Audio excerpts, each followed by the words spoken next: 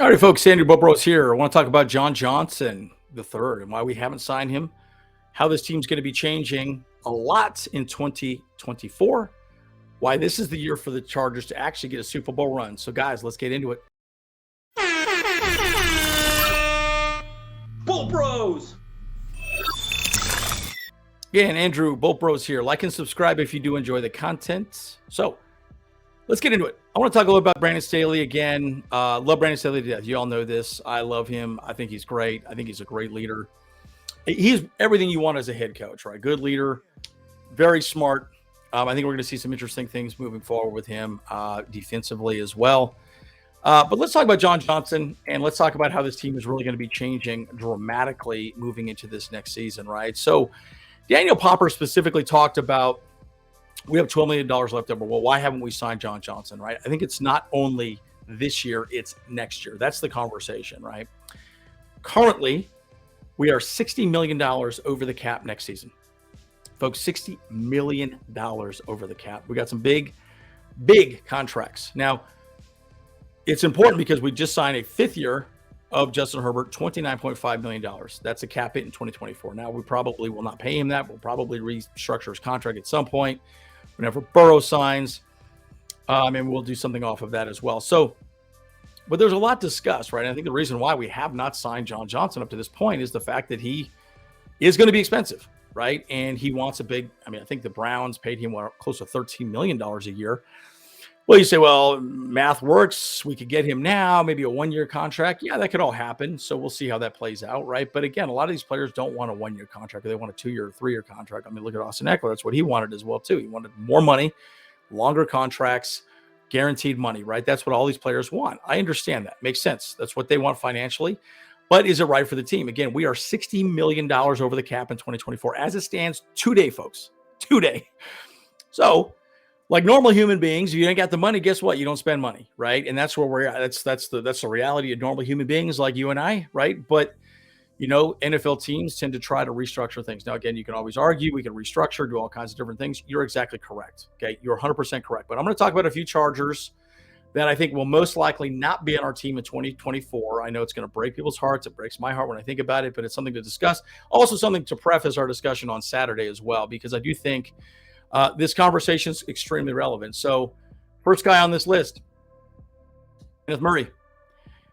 Look, this guy's been a bit of a bust, as we all know, right? Kenneth Murray, we did not pick up his fifth-year option.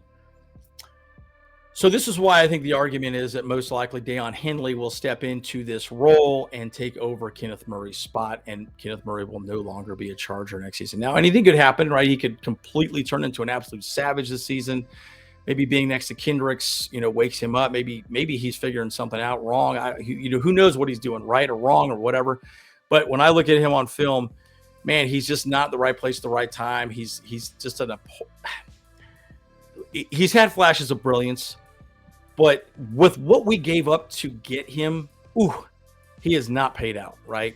And that's an argument on Telesco, and that's an argument on our prior coaching staff for spending this, much capital to go get him as well. It's frustrating, but Kenneth Murray most likely will not be on the team next season.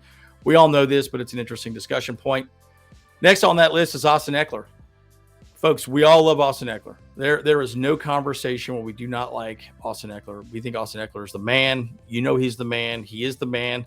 Getting her 40 touchdowns in 2 years, okay? We want him on the team. Now, just like Kenneth Murray, he's in the same situation where it's his fifth-year contract. He needs to prove to the NFL that he's still worth signing long-term. Because, again, let's make he was just on Rich Eisen, I think 2 or 3 days ago. He talked quite a bit about the running back market. Jacobs doesn't really want to play for the Raiders. There's a lot of conversations. There's a lot of running backs out there still unsigned, right? Zeke is still out there hurt. There's a lot of players that are just still there that do not have long-term contracts. But, again, I don't think there's bad blood with the Chargers. The Chargers are happy to have him back. Eckler is happy to be back. He got an extra bump in pay. He got his incentives that he normally gets, essentially. So it'll be interesting to see what happens. If he has a great season, well, hopefully the Chargers can work something out with him to sign something a little bit more long-term. But he'll probably want a 2 or 3 year contract. But, guys, with signing Herbert the way we're going to have to sign him, it's going to be really tough. This is why it's important for Joshua Kelly or Spiller to step up. right? Those two guys need to step up. One thing that I will say, I was looking at stats for Joshua Kelly. I think Joshua Kelly was averaging 4.7 yards a carry last season before he got hurt. He was killing it. Okay. So I think the man can do it. We just got to give him a shot. I think more will help him out as well, too. So again, I do think, unfortunately, Austin Eckler might not be here with this Chargers in 2024. So let's get into some other hard discussions that are going to be happening moving forward as well, too. The other guy, our boy, Mike Williams. I have his jersey, love him to death. Absolute stud muffin. You love him. I love him. We all love him. He's the man. But there's a lot of money tied up with Mike Williams. And so, look, I mean, if you look at his cap hit in 2024, Williams is currently $32.46 million. Woo! That's a lot of damn money, folks, right? $32.46 million. We could save up to $20 million by cutting him. Unfortunately, it becomes a logical thing for the team to do. Okay, why did we get Quentin Johnston? Let's think about that for a second. Folks, I will argue till my dying day, this last year's draft was absolutely perfect for what this team needed. Okay, agree or disagree with me on this. Again, you already saw Deion Henley, very important because he's going to be replacing Kenneth Murray. Last season, we drafted Isaiah Spiller. He's eventually going to be stepping into a full-time running back role for the Chargers. Whether it's this season, whether it's 2024, he will be a big part of the offense. Now, again, some of you fans may say, well, why not this man right here, Keenan Allen? Well, you know what? Here's the harsh reality, folks. Both may get cut. Y'all know that, right? It's a huge conversation, right? Because Allen and Williams, folks, $34.7 million cap hit for Allen next season. $34.7 million cap. I'm looking at this again. Yeah, 34.7. Woo! Folks, that's so much money. That is so much money, folks. And again, if you cut Allen and Williams alone, that's enough money to pay Justin Herbert. Okay, $23.1 million saved against the cap. And again, right, both could get cut. Right, it'll be interesting to see how it gets broken down. Now, the argument though with Allen is that you could most likely sign a team-friendly long-term deal, right? I haven't seen anything or any conversations where he does not want to retire a Charger. So I think that's more likely that could happen with Allen. I could see that, right? But the man's been hurt. You know that he's getting older. I mean, these are all the conversations that start adding up. Guys, they add up, right? It creates a narrative. Again, you can let, maybe Allen go. Well, we pick a nice wide receiver early in the draft next season, right next to Q. And who knows how Darius Davis is going to do. But Josh Palmer, right? Josh Palmer can easily step into the Keenan Allen spot, right? He's no Keenan Allen, but he's a Josh Palmer, right? Which is good, and you got a guy like Justin Herbert, who's probably going to get close to $50 million. You're seeing William and Allen getting cut. That money goes straight into Justin Herbert's pocket moving forward. So interesting conversation. I know you guys don't want to hear it. I know I don't want to hear it, but this is a conversation we're going to have a deeper, wider on Saturday as well, too. Another guy, our boy Khalil Mack.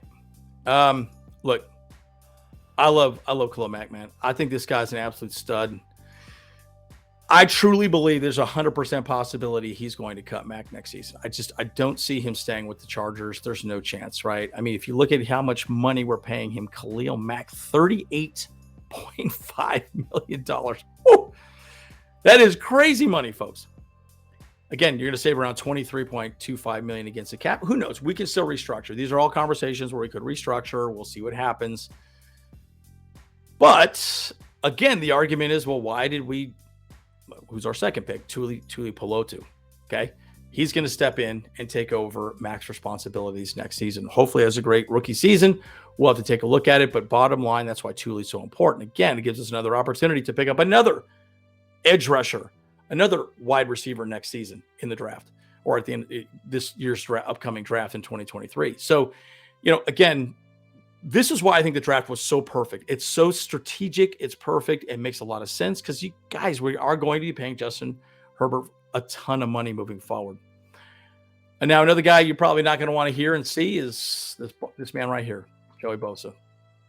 Joey Bosa, most likely. There is also a chance he could even get cut. Joey Bosa is right there with Khalil Mack. $36 million. you'd save roughly $22 million if you cut him before June 1st. And again, we all love Joey Bosa, but the man's been hurt. He's had problems. I mean, guys, think about this for just a second, guys. We might not have Allen and Williams, Mack, and Bosa in 2024. Very, very possible, right? It just means we're probably going to pick up another wide receiver next year's draft and also an edge rusher in next year's draft, if that does happen. I know it's a conversation people don't want to hear. I know it's something that people don't want to talk about because these are our favorite players. Hell, I got a Bosa jersey. I got an Allen. I got a Williams jersey. I got a lot of jerseys, folks. I got a lot of jerseys. And, you know, it's one of those situations where we just have to sit back and ask ourselves these real hard questions. Let me wrap up by saying this, folks. This is a run it back year. Okay. The Chargers signed these folks. There was a discussion of maybe some of these guys even being let go before, but this team, Mack, Bosa, Allen, Williams, were all able to restructure contracts so they have one more shot, one more year to go for a championship, and that's what's happening this season. This is why the season is critical. It's critical not only for these players, their future, the future with the Chargers, but also this head coaching staff, right? I mean, Brandon Staley, he's got a lot riding on the line, right? This is his third year. This is the prove it year, folks. So we also, you know, we're going to be discussing the offense on Saturday. And also remember, folks, the rookies are actually reporting on Tuesday. So there's going to be a lot more content from the Bolt Bros coming out here pretty soon. Any information we think is newsworthy, we are going to come out with. But I just wanted to get this video out here, let you kind of know my thoughts, kind of preface this discussion we're going to have on Saturday. As always, Andrew Bolt Bros. See you guys in the next one.